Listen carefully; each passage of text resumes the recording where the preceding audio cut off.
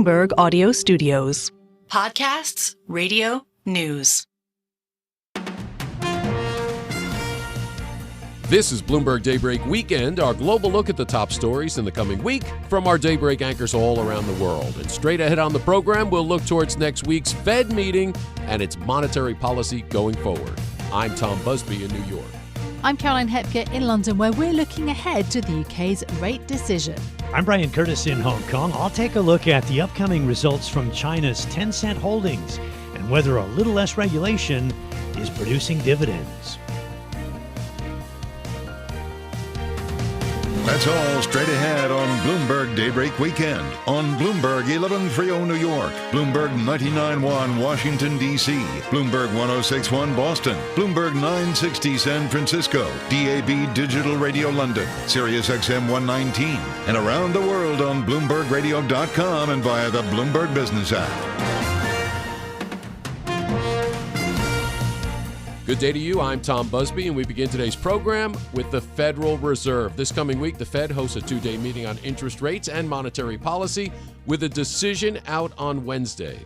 Will the Fed leave its benchmark lending rate unchanged for the fifth meeting in a row? And if so, why? Now, for more, we're joined by Michael McKee. He's Bloomberg's international economics and policy correspondent. So, Michael, what do you expect to see happen this week, and what do you see in the Fed's dot plot forecasts? Well, that's the right way to look at it, because the Fed's not going to do anything in terms of its policy rate. It'll leave it where it is, a range of 5.25%, 5.5%, because they basically told us that for the last 3 weeks, and they're not going to go back on that and surprise the markets.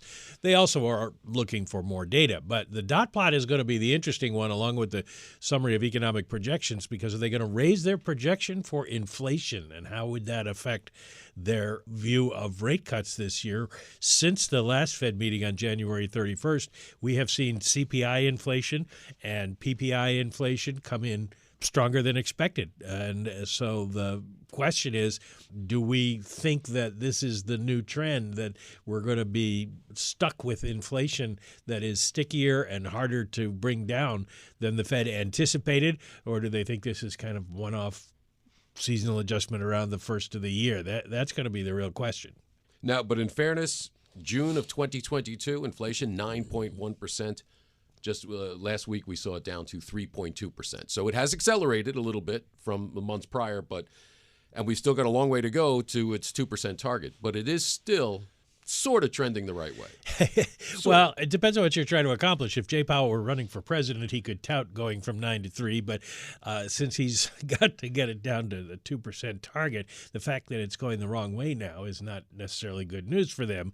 And that will influence their views. If they think that we are going to see a stickier kind of inflation, then that might lead them to change the dot plot. The dot plot that came out in December, the last time they did one, suggested 3 rate cuts this year.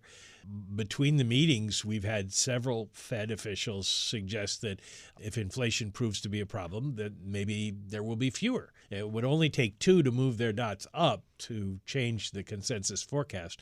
So we're going to be watching that very closely. Now, a few weeks ago in testimony to Congress, Fed Chair Jerome Powell did say he thinks rates are at their peak right now, 23-year high, and it would, quote, likely be appropriate to begin dialing back policy at some point this year. So that policy. Yeah, and asked about what it would take to do that, he basically said we need continued good news on inflation.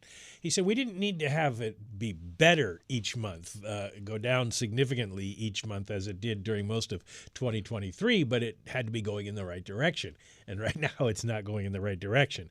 So I imagine we will get a caution from him that even if they don't change the dot plot, that they are aware and watching inflation right now, and that if they needed to do something, they would. I don't think that rate increases are on the table right now, but cutting back on the number of rate cuts or pushing them back later in the year is certainly a possibility.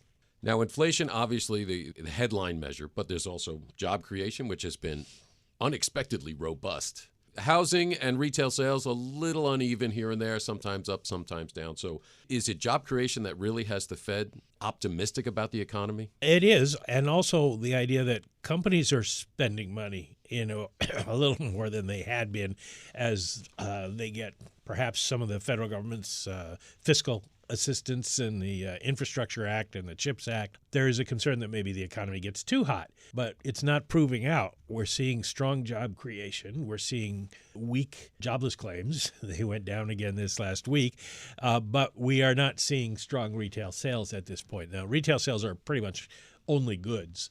And so we'll have to wait till the end of the month after the Fed meeting to see whether people are spending on services and how strong consumer spending overall is. But it doesn't suggest that the consumer spending, which is 2/3 of the economy, is benefiting from any of this yet. Now, in housing, we've seen rates this past week go down below 7%. If there was ever a time of the year, right now, March, April, May, when we're going to see housing accelerate a little bit, this is it. So I imagine that is being very closely watched as well. It's being closely watched, but the general feeling is that people really won't come out to buy houses until you get mortgage rates down close to 4%. It's going to be a while until we get there. They aren't going to come down to where they were. You're not going to get a 3% mortgage anymore, but you might get one between 4 and 5 if inflation continues to fall. And that's what we have to watch. There isn't expectation that we're going to see a gangbusters housing market this spring, even though it is the time of year when you normally do. Well, our thanks to Michael McKee, Bloomberg International Economics and Policy Correspondent. Now we move next to the athletic footwear and apparel giant Nike. The Dow component reporting third quarter results this coming Thursday. Many analysts are wondering whether economic headwinds in China will impact the company's sales. And for more, we're joined by Poonam Goyal, senior U.S. e-commerce and retail analyst at Bloomberg Intelligence. Poonam, thanks for being here. Thanks for having me. Well, what are you expecting to see from the sneaker and sportswear giant, and how big a role will sales in China play into that? Sure. The fiscal third quarter, which is largely in line with the fourth quarter for most other retailers for Nike, we expect sales to fall slightly. That's largely a function of just lackluster consumer demand, largely on the apparel side, I would say, not as much on the footwear side. And where we're seeing weakness is across the board, really. We're expecting EMEA to be weak. It's expected to be down low single digits, North America as well. And these two markets collectively are the largest markets for Nike. That said, China is important. And you asked how important is it? China's about 15% of their sales. And we're only expecting to see a low single digit gain, about 2% in China. So that's not as robust as you would have expected earlier last year when, China had ended its zero COVID policy. So things are a little murky, but I would say that that's all near term. I do think that Nike still remains a solid brand, $50 billion plus in sales, the largest sportswear brand in the world. And we don't think its position is at risk at all. Well, let's talk about Nike's initiative on direct-to-consumer sales. Has it made a material impact, and has it affected some of the retailers that it supplies? So Nike had a few years ago made a big push towards DTC, pulling out a lot of key wholesale accounts, including moderating its exposure to some of the department stores as well as Foot Locker. We saw that flip on its heels last year, right? When they said that they're going back into Foot Locker in a more strategic way. They're also entering DSW, and they're pushing more so in wholesale. Now, what does this mean, right? DTC has higher margins, and therefore when they had announced this move a few years back, it was good for margin. And now as they're pulling away, I wouldn't say they're pulling away from DTC, but I would say they're leaning more into wholesale. The margins do have a headwind from that mix shift kind of flip-flopping, but I would say wholesale is important. Their partnership with Foot Locker is important because if you live in the suburbs of New Jersey like I do, it's hard to get to a Nike store, right? The flagship store in New York City is great, but it's 2 hours to get there. So where do you buy good Nike product? The outlets have usually, product that came out maybe a year ago or 6 months ago, or stuff that's left over. And the only place really that you can find compelling Nike product in a suburb is at Dick's Sporting Goods. So coming back to some of these wholesale accounts, I think is a good move for Nike, as it will make it be available to all of America again. Now, to that point, you've written about Nike finally getting control of its pandemic-era inventory and supply chain problems. Are things back where they should be, and is it supplying all this new product for consumers? I think supply is back and where it should be. So we don't foresee any supply chain disruptions at Nike this year. In terms of supply within the marketplace, I think that's a little mixed. There are still excess inventories in the wholesale channels. So in North America specifically, we do think that that headwind will persist at least through the first half of this calendar year or for Nike's fiscal fourth quarter. But around the world, as inventories are stabilized and as supply chains are operating at, I would say, near normal levels, we do think that there are tailwinds from this to be had in the second half of the calendar year 2024. And Nike is already the biggest women's athletic apparel and shoe brand. So are they banking a lot of growth on women customers? Yeah, so women's is actually a very, very important category, not just for Nike, but really for all the athleisure brands. It's a growing category, and Nike does have a lead there. But I would say when you look at women's versus total sports, where the lead that Nike has, the gap between that is very different. So Nike is by far the largest sportswear brand, and it has a large lead to its competitors. But when you look at women's, the lead isn't as wide, right? So to me, the women's playing field is anyone's game. So Nike is a leader today, but that doesn't mean that it will stay a leader forever if others also step up their efforts because they don't have a wide margin lead versus the rest of the competition. And how is it compared to like Lululemon, which, here in New York, you see on all over, all women wearing everything by Lululemon. Also some Athleta, that's the Gap brand. Is Nike moving into those types of products, the yoga pants, the stuff you wear to the supermarket or wherever? They are. So the push for lifestyle athletic wear has been something that most athleisure brands, including Nike, have been going after. It's a little different of a customer still. We think where Lululemon shines is that it understands the women customer probably better than any of the other brands because that is where they shine. They have the right fit, they have the right material, they have the right function, they know how it works, and they understand it. Nike has performance built into its women's wear, but I don't know if it has the fashion right. Not to say that it's wrong, but I think it leans more towards performance versus where you have a Lululemon yoga pant. It's performance and fashion. Yeah, So I think that intersection is where Nike is trying to go to as well with women's, but I think that will take time. It's not something that they can do overnight. Well, we're going to find out a lot more on Thursday. Well, our thanks to Poonam Goyal. She's Senior U.S. E-commerce and Retail Analyst at Bloomberg Intelligence. And coming up on Bloomberg Daybreak Weekend, a big decision this week on interest rates from the Bank of England. I'm Tom Busby, and this is Bloomberg.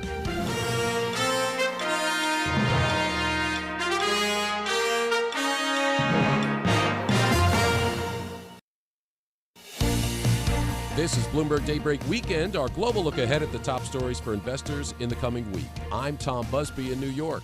Up later in our program, earnings from one of China's biggest names in technology, and a look ahead to the next move from Australia's central bank. But first, with UK interest rates at historic highs, pressure is mounting on the Bank of England.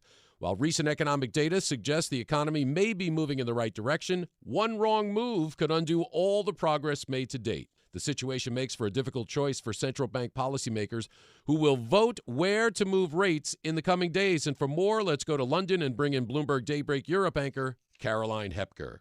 Tom, the last time we heard from the Bank of England Governor Andrew Bailey, he told us that when it comes to cutting interest rates in the UK, it's a question of when, not if. I think we've now changed the question, really, from how restrictive do we need to be to for how long do we need to be restrictive. That's important. We've also taken the upside bias off. We have included a risk, by the way, a new risk, actually, which is really reflecting, obviously, sort of tragic events in the Middle East and the impact that can have through the Red Sea effects. So I think now the question is, for us, is really for how long do we need to maintain this stance going forwards? I've said a number of times we're not making predictions at this point. We're setting up the framework. The things that we think are important to look at really haven't changed, actually. So services inflation, aspects of the labour market, the domestic drivers of inflation. That was Andrew Bailey speaking to Bloomberg Television after the last rates decision. Now, in the meantime, recent economic data signals really a step in the right direction. The Bank of England having emphasised its data-driven approach.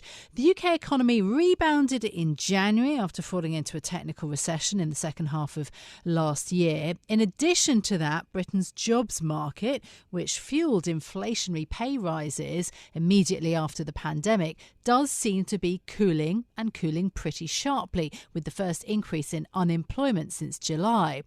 Despite those signs, though, the recent communication has suggested that the Bank of England is really in no hurry to ease policy, and signs of a rebound give it cover to wait a little bit longer for confirmation that inflation is on course for the durable return to the 2% target.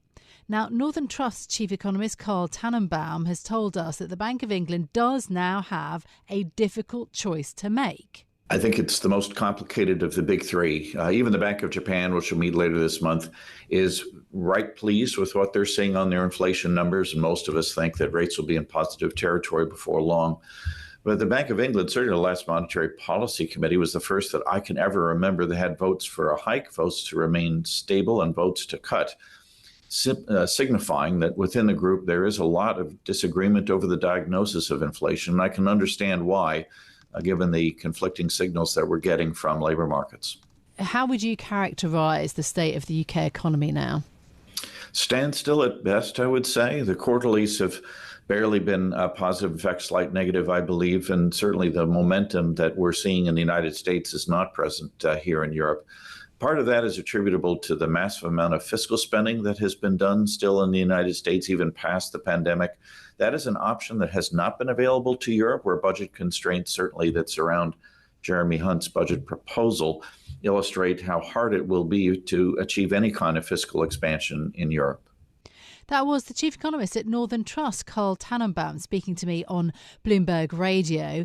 It's also worth considering how the decisions of international central banks will affect the policymakers here in the UK.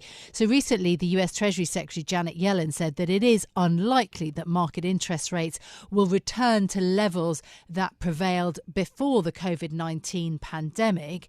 Bloomberg's chief UK economist Dan Hansen tells me that the UK could see a sustained raft of rate cuts to come, but probably not at the next meeting. Yeah, I mean, I think this one's going to be a relatively, dare say it, boring meeting in the sense that no one's expecting any action. There was quite a big shift, I think, between November, December and then to February. The bank dropped its tightening bias. We got a vote for a cut. So we've had quite a big shift, and now they've made it very clear. I mean, you mentioned there the communication. They've made it very clear that they're pretty patient about the timing of the first rate cut, and they're looking to the data. And I think that will continue to be the story at this meeting, that they're just waiting for more information. Yeah, we saw that three-way split, quite unusual, didn't we? A Bank of England, hawks, doves, and some in the middle. Is that likely to return in future meetings? How much do you think that these individuals are going to coalesce around the decision-making? Yeah, I mean, actually think that's the thing to watch at this meeting. So remember back in February we had two for a hike, so Catherine Mann and Jonathan Haskell, one for a cut, Swati Dhingra and the rest went for a hold. We thought in February Jonathan Haskell would go for a hold. I think with what's happened to the pay data, there's a chance that he'll move to a hold. He's been very focused on the labour market. We get a CPI print the day before the decision. That'll be very important, particularly what happens to services inflation. So our base case for the meeting is that he does go for a hold. So we get a slight shift in the makeup of the vote split. But to sort of answer your question directly, there will still be this three-way split where you've got Catherine Mann going for a hike, 7 of them going for a hold, and Swati Dhingra continuing to call for a cut. I mean, the labour market and the wage data is so important. The ECB has said similar also. The labour market in the UK does seem to be cooling. We noticed, for example, redundancies have started to tick up, from a low base, but they have. But the wage pressure is still there. There's still, some sizable wage gains being offered. Yeah, there are. And that's the combination of that and services inflation are the two things that they're just looking for information on and some more to gain the confidence to cut. I actually think looking at the wage data that we had, the most recent wage data, it came in pretty weak, actually, on an underlying basis. I know on a headline basis we're still up at 6%, which is way too high for the Bank of England to tolerate. But actually, if you look at sort of underlying measures of pay and more timely measures of pay within that data set, things are cooling off pretty quickly. And I think we're heading for an undershoot on the bank's February forecast on private sector regular pay, quite a big undershoot. The big risk on the horizon is the hike in the national minimum wage. That's comes in April. Exactly, yeah, exactly. So that will be something that they're going to be focused on. And I think they're going to want to see data on that before they go ahead and cut. So, but I think the news on pay has been actually since the start of the year, and on inflation generally, has been pretty good. Things are tracking their forecasts, if anything, coming in slightly below it. So that's good news. In terms of cuts then for the rest of the year, we're pricing in less for the Bank of England than for other major central banks. Do you think that holds this year, that view?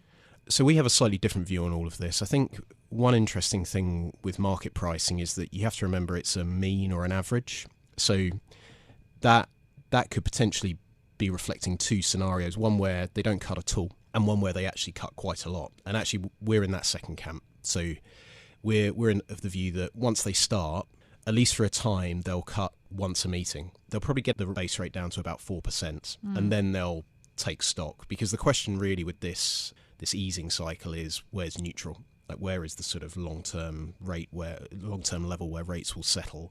And there's obviously an enormous amount of uncertainty about that. But I think the reason why they will be able to go one a meeting, one of the big reasons they'll be able to go one a meeting, is that in the second half or from the spring and into the second half of the year, inflation's likely to be below 2%. Because of what we're going to see with energy prices. Yes, there's going to be core inflation still going to be around 3%, but I think the sort of risk to inflation expectations has gone. Bailey sort of hinted at that in his recent comments, that they're less worried about second round effects.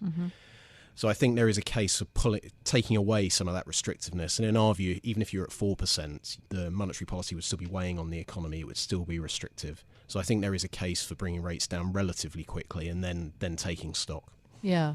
It was interesting. That's sort of reflected in what Janet Yellen, the US Treasury Secretary, has been talking about in recent days, that we would be unlikely to return to pre-pandemic levels in terms of yields. US Treasury yields in the 2010s on average 2.39%, but we're not likely to get back to that. But interesting that you say, for 5.25% to come down to 4% is the expectation. Do you think that the Bank of England will be influenced decisively by the Federal Reserve? I mean, history surely would say yes. I don't know about that. So I think the market perception is that the Fed leads the way. In this inflation cycle, you can see why that would be the case, because inflation's about 6 months ahead in the US. The sort of the disinflationary process is about 6 months ahead. The challenge to it, I guess, would be what happened at the end of 2021, where the bank started its hiking cycle and the Fed didn't start until early 2022. So it's not completely bound by the Fed. I mean, it can't completely disconnect purely because of the sort of what might happen to the exchange rate as a result. But I think the economic picture, the sort of growth picture, is very different in the UK. And as I say, there's going to be this story around below 2% inflation here. Granted, it's as a result of energy prices, but nonetheless, that changes the picture dramatically. And I think the other thing to play in, you've got the Fed on one side, you've got the political picture, the domestic political picture on the other, and the noise is coming from MPs. If inflation's below 2% and the Bank of England isn't seen to be sort of doing something about that and responding to it, the pressure's going to mount, I think. Yeah, general election expected in the coming months, of course. Do you think that it could be good news for UK equities if we get rate cuts of the magnitude that you've talked about? I mean, I would differentiate between cyclical and structural here. So when you cut rates, it's a cyclical boost to the economy. And I guess it goes to the problem why UK equities have underperformed. Even if it's 100 basis points of rate cuts, 200 basis points of rate cuts, are we going to get a cyclical boost to the economy? Does that change the underlying structural picture of weak productivity growth? No. So I don't think it's going to be a long-term boost to the equity picture, no. That was Bloomberg's chief UK economist Dan Hansen discussing the path ahead for UK rates as we await the 21st of March Bank of England decision. I'm Caroline Hepker here in London. You can catch us every weekday morning for Bloomberg Daybreak Europe beginning at 5 a.m. in London and 1 a.m. on Wall Street. Tom. Thank you, Caroline. And coming up on Bloomberg Daybreak Weekend, what could be a big move from Australia's central bank this week and earnings from one of China's biggest tech companies. I'm Tom Busby, and this is Bloomberg.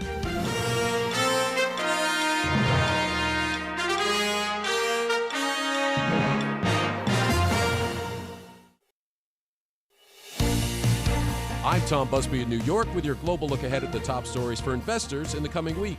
The Reserve Bank of Australia set to announce its next decision on interest rates. We'll have more shortly with Doug Krisner. But first, let's head to Hong Kong and Brian Curtis. Tom, we look ahead to earnings from Tencent Holdings. It might be a little early, but we want to see if a little less scrutiny on the regulatory front might grease the wheels a bit for Tencent. In China, the NPC approved a 10% increase in the budget for science and technology, and policymakers are desperate to unleash what's referred to as quality productive forces. Bloomberg Intelligence says that Tencent should be able to increase revenues by double digits in 2024.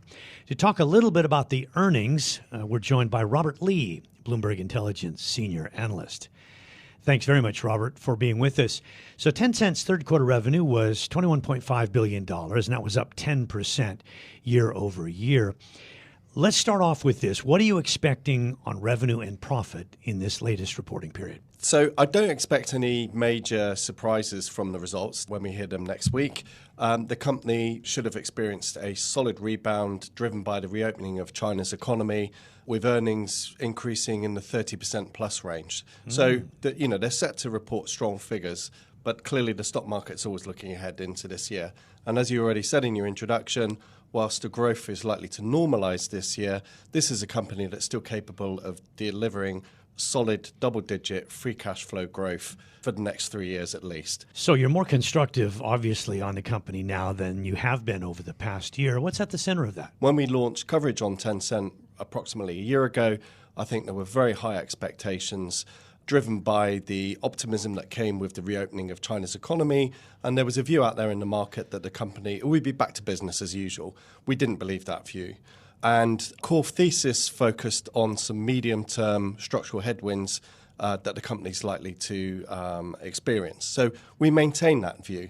But since we launched coverage on them close to a year ago, the stock price has substantially underperformed. I mean, it's down over 30% in absolute terms. And also there's been a rebalancing of expectations in the market, and I think the market is taking a more realistic view as to what level of growth this company can realistically deliver over, as I said, the next few years.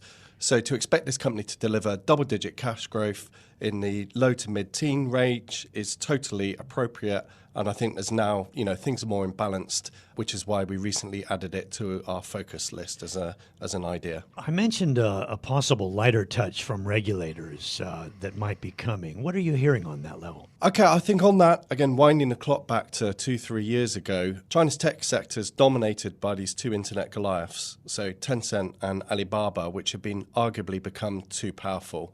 I mean, they had fingers in a lot of pies. They dominated a lot of industries, with allegations that they potentially abused their power in some way, trying to shut out competition or whatever.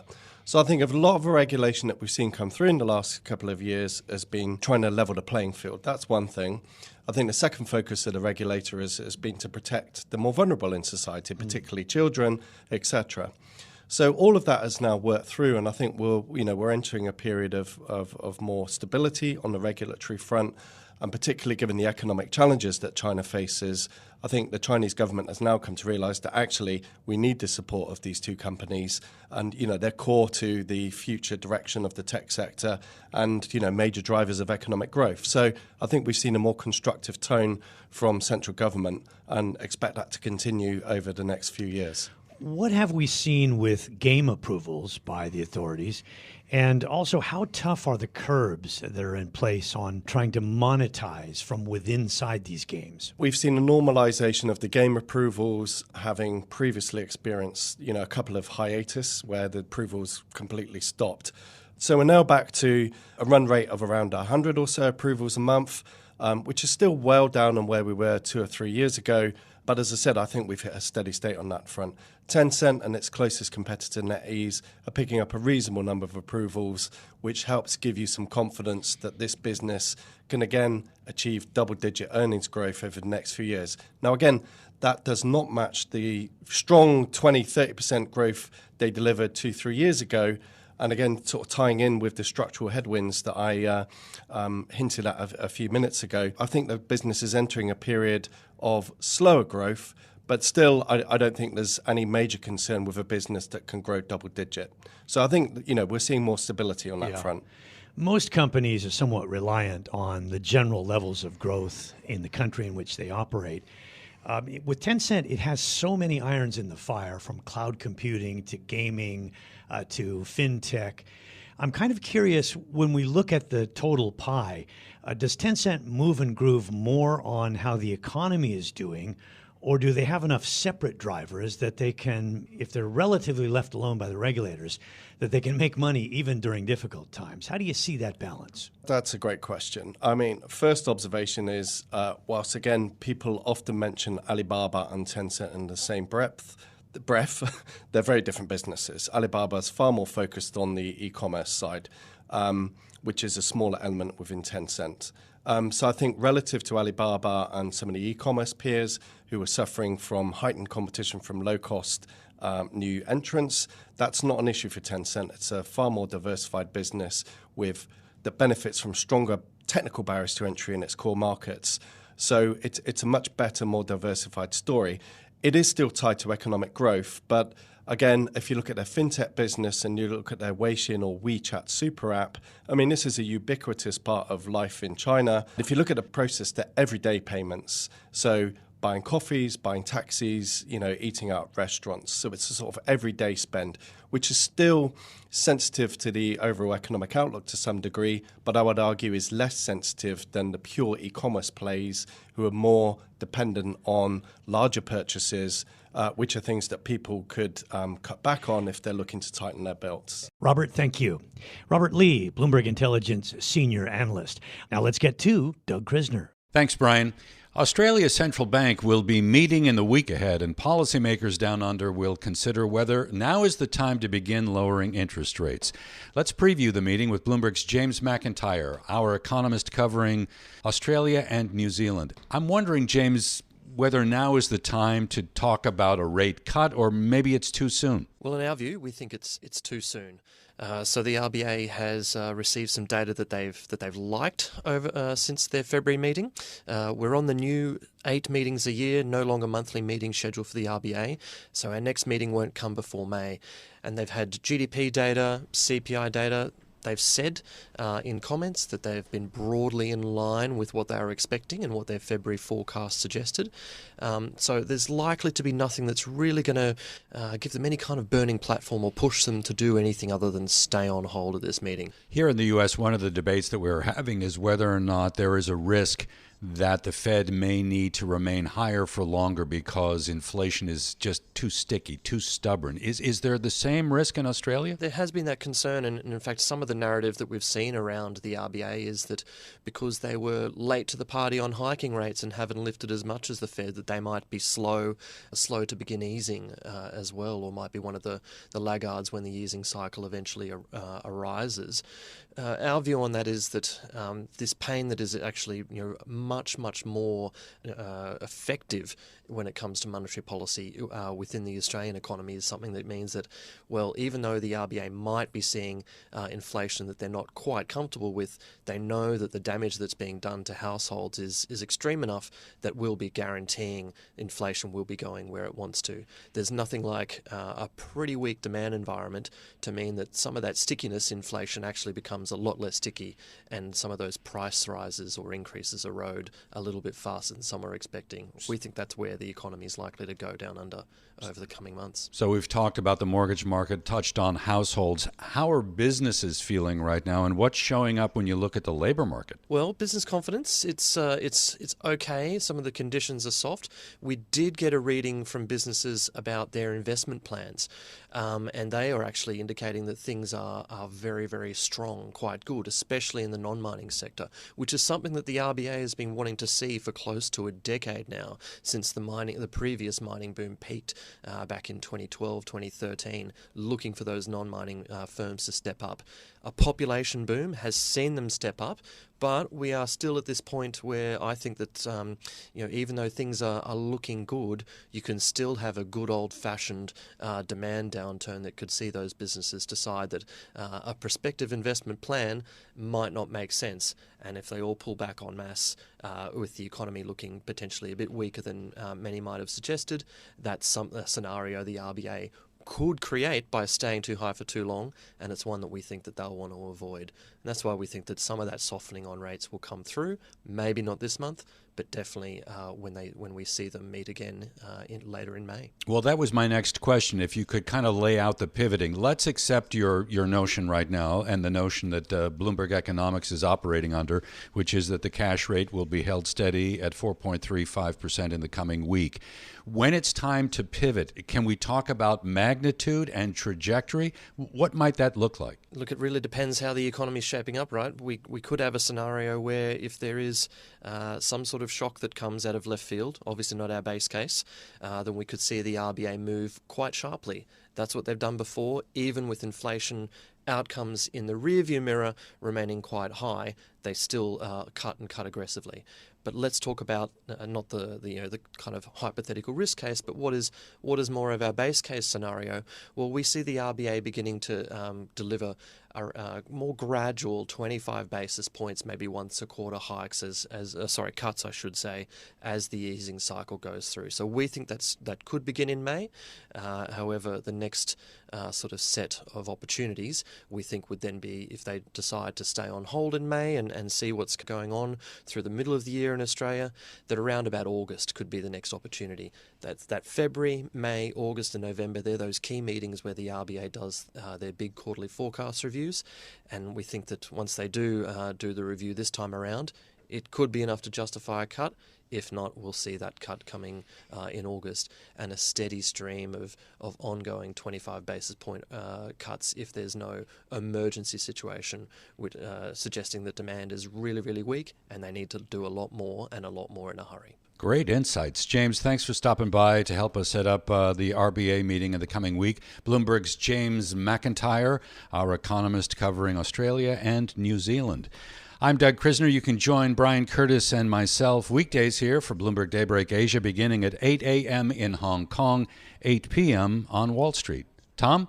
Thank you, Doug. And that does it for this edition of Bloomberg Daybreak Weekend. Join us again Monday morning at 5 a.m. Wall Street time for the latest on markets overseas and the news you need to start your day. I'm Tom Busby. Stay with us. Top stories and global business headlines are coming up right now.